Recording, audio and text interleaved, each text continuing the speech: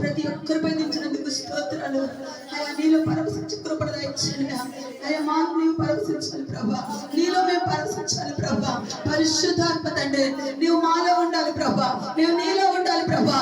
పరిశుద్ధాత్మ తండ్రి మమ్మల్ని పరవశించే రీతిగా ప్రభా, ఆయన నిన్ను మహిమపరిచే రీతిగా ప్రభా మేము ఉండే కృప